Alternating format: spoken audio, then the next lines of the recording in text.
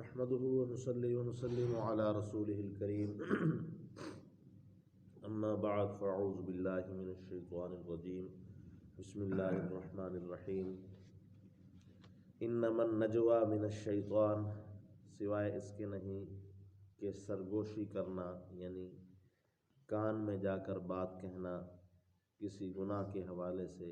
یہ شیطانی عمل ہے۔ لِيَحْزُنَ الَّذِينَ آمَنُوا وَلَيْسَ بِضَارِّهِمْ شَيْئًا إِلَّا بِإِذْنِ اللَّهِ، اور اس وقت یہودی اس لیے یہ کرتے تھے تاکہ ایمان والوں کو پریشان کریں، غم زدہ کریں۔ وَلَيْسَ بِضَارِّهِمْ شَيْئًا إِلَّا بِإِذْنِ اللَّهِ، اور نہیں ہے کوئی مشقت تکلیف مگر اللہ تعالیٰ کی اجازت کے ساتھ، کچھ بھی تھوڑی ہو یا زیادہ۔ اس آیت کے اندر اللہ تعالیٰ نے مسلمانوں کو یہودیوں کے اس برے فعل کی جو ہے مذمت بھی فرمائی ہے، اور انہیں کہا ہے کہ ان کا مقصد صرف آپ کو غمزدہ کرنا ہے، تکلیف پہنچانا ہے، اور تمہیں اس کی پرواہ نہیں کرنی چاہیے، اس لیے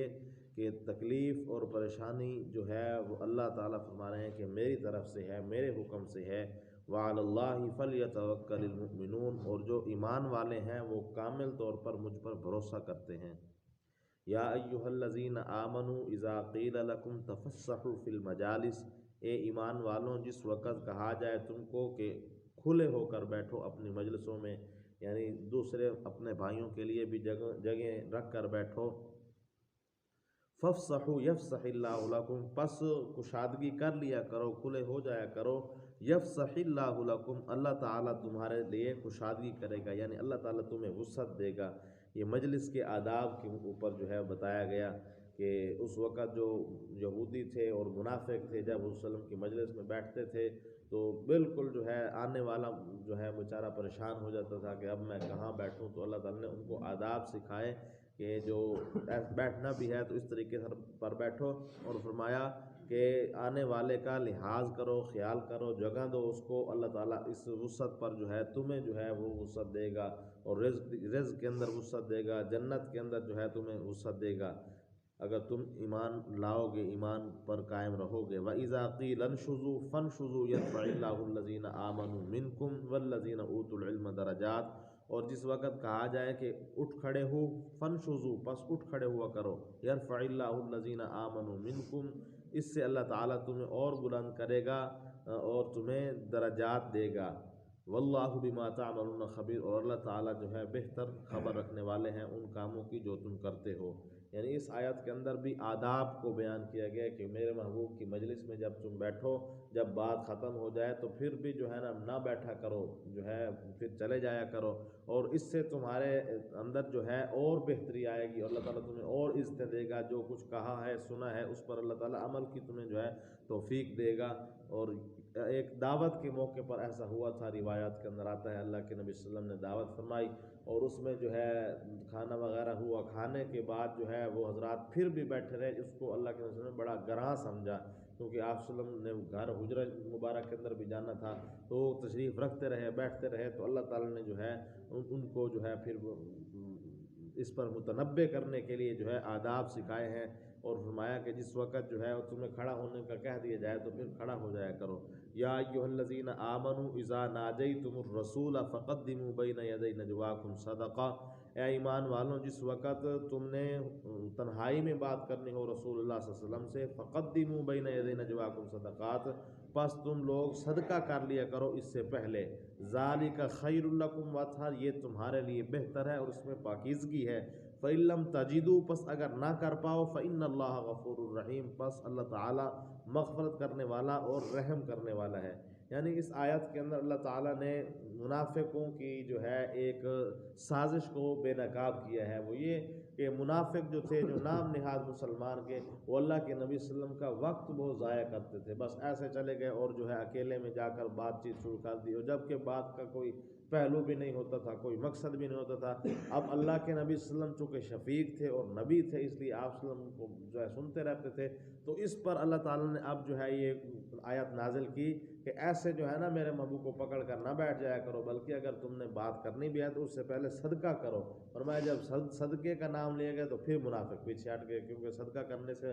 مال میں کمی آتی تھی، تو اس وجہ سے جو ہے اللہ تعالیٰ نے فرمایا کہ ایک تو ان کی سازش جو ہے وہ ختم ہو جائے گی، اور دوسرا جو ہے صدقہ کریں گے تو دوسرے مسلمان بھائیوں کا فائدہ ہوگا۔ فرمایا ذالکم خیر لکم اطہر، اس لیے تمہارے لیے بہتری ہے، یعنی تمہارے مسلمان بھائیوں کا فائدہ ہوگا۔ اور صدقہ کرنے سے واطہر، اللہ تعالیٰ فرماتے ہیں کہ ہو سکتا ہے کہ وہ صدقے میں جو ہے ان کا صدقہ ان کو نفع دے دے، یعنی مراد یہ ہے کہ ان کی پاکیزگی ہو جائے، وہ پاک ہو جائے، یعنی اس برے فعل سے جو ہے توبہ طائب ہو جائیں۔ فَإِن لَّمْ تَجِدُوا کے اندر اللہ تعالیٰ نے مسلمانوں کو مخاطب کیا ہے کہ اگر تم صدقہ نہ پاؤ تو فَإِنَّ اللَّهَ غَفُورٌ رَحِيمٌ، پس اللہ تعالیٰ تمہیں معاف کرنے والا ہے۔ أَشْفَقْتُمْ أَن تُقَدِّمُوا بَيْنَ يَدَيْ نَجْوَاكُمْ صَدَقَاتٍ، آگے اللہ تعالیٰ نے مسلمانوں کو کہہ بھی دیا کہ أَشْفَقْتُمْ أَن تُقَدِّمُوا، کیا تم اپنے اوپر مشقت سمجھتے ہو کہ أَن تُقَدِّمُوا بَيْنَ يَدَيْ نَجْوَاكُمْ صَدَقَاتٍ، کہ میرے محبوب صلی اللہ علیہ وسلم سے تمہاری جب تنہائی میں ملاقات ہو تو تم اس سے پہلے صدقہ کرو۔ فرمایا فَإِذْ لَمْ تَفْعَلُوا، وجہ یہی ہے کہ وہ ان منافقوں کی سازش کو جو ہے نا وہ ختم کرنا تھا، چونکہ اللہ کے نبی صلی اللہ علیہ وسلم کا وقت بہت قیمتی تھا، آپ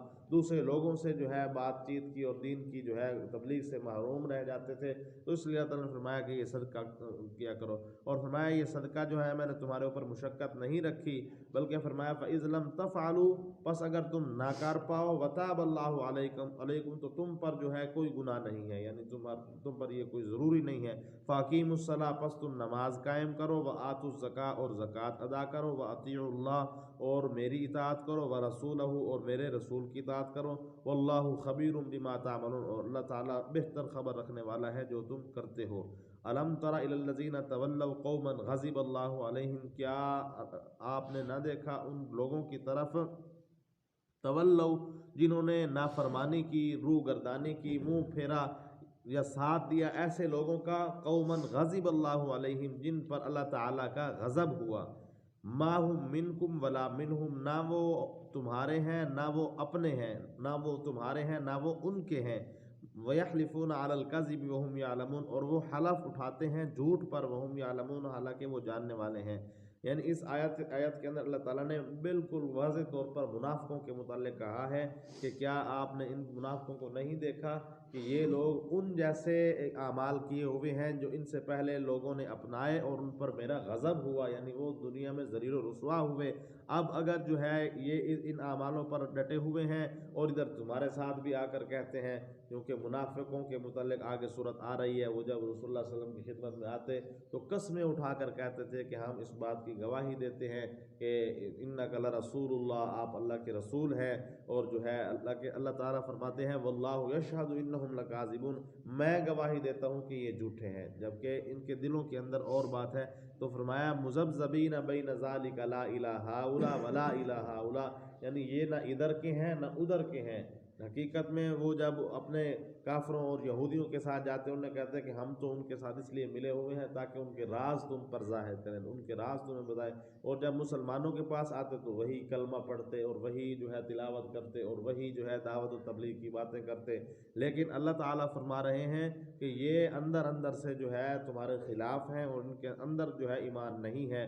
اور اللہ تعالیٰ نے بھی کہہ دیا کہ قالت الاعراب آمنا قل لم تؤمنوا ولکن قولوا اسلمنا، یہ لوگ جو آپ کے پاس آ کر سینے پر ہاتھ رکھ کر کہتے ہیں کہ ہم جو ہے ایمان والے ہیں، ہم نے کلمہ پڑھا ہے، تو فرمایا ولکن قولوا اسلمنا، یہ نہ کہیں کہ ہم ایمان والے ہیں، ہم فرمایا کہ یہ کہیں کہ ہم نے تمام احکام کو تسلیم کر لیا، جتنے بھی اسلام کے احکام ہیں، تیرے آپ صلی اللہ علیہ وسلم کے مبارک طریقے ہیں، حکم ہیں، ہم نے ان کو تسلیم کر لیا۔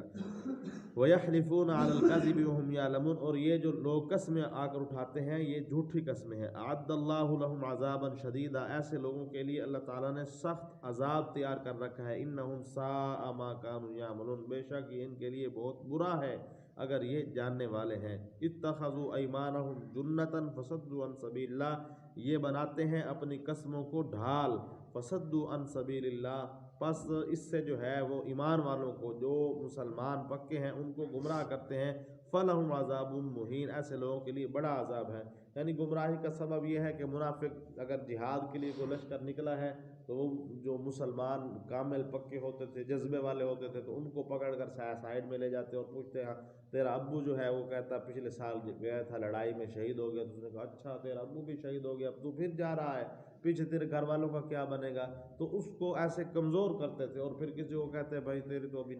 نئی شادی ہوئی ہے تو پھر جہاد پر جا رہا ہے، تو اس قسم کی باتیں کر کے نا وہ ان کو جو ہے جھوٹی قسمیں دیتے تھے کہ بھائی ہم بھی تو مسلمان ہیں، ہم نے بھی تو اللہ کو مانا ہوا ہے، اللہ کے رسول صلی اللہ علیہ وسلم کو مانا ہوا ہے، تو ہم تو بھائی نہیں جاتے۔ اس قسم کی باتیں کر کے نا فرمایا یہ دھوکہ دیتے تھے جو صحیح مسلمان ہوتے تھے۔ فرمایا ان کے لیے فلہم عذاب عظیم، دردناک عذاب ہے۔ اور شیطان کے متعلق ہے کہ شیطان کسی شخص سے ملا تھا اور اس نے اس سے پوچھا کہ بتا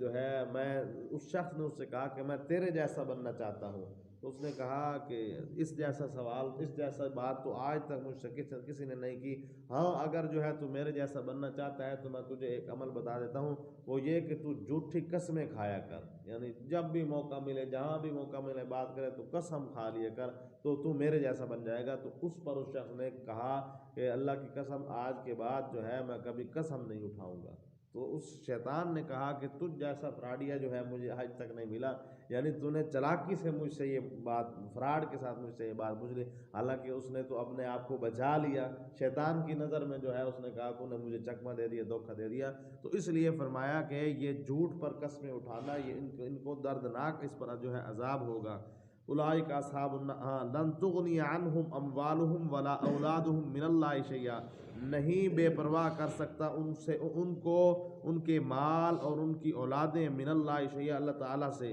اولئک اصحاب النار، یہ آگ والے ہیں، ہم فیہا خالدون، اور ان کا وہاں پر ہمیشہ ہمیشہ کے لیے ٹھہرنا ہوگا۔ یعنی اللہ تعالیٰ فرما رہے ہیں جس اولاد کے لیے، جس مال کے لیے یہ ایسا کر رہے ہیں، فرمایا میرے حضور اس مال اور اولاد کی کوئی قدر و قیمت نہیں ہے، کوئی اہمیت نہیں ہے۔ اس لیے فرمایا نا کہ اگر اللہ کے ہاں دنیا کی قیمت ایک گھونٹ کے برابر بھی ہوتی تو اللہ اپنے دشمن کو کچھ بھی نہ دیتے۔ یعنی یہ جو بڑے بڑے خزانے اللہ تعالیٰ نے دے دیے، تو اس کا اندازہ اس سے یہی ہوتا ہے کہ اللہ تعالیٰ کو اس کی کوئی پرواہ نہیں ہے۔ تو اللہ تعالیٰ فرما رہے ہیں کہ یہ منافق لوگ جو مال اور اولاد کے آڑے میں آ کر جو ہے ہمارے جو مخلص بندے ہیں ان کو گمراہ کرتے ہیں اور ہمارے حکموں کو توڑتے ہیں، فرمایا یہ مال اور اولاد ان کے لیے کوئی کفارہ نہیں ہوگی ہمارے عذاب سے۔ اولئک اصحاب النار ہم فیہا خالدون، اور فرمایا منافق جو ہے وہ ہمیشہ ہمیشہ کے لیے آگ میں رہے گا، ہم فیہا خالدون، اور آگ میں رہنا بھی اس کا ایسے ہوگا۔ فرمایا جتنے بھی جو ہے گنہگار ہیں، جتنے بھی نافرمان ہیں، ان کے اللہ تعالیٰ نے جہنم میں درجات بنائے ہیں،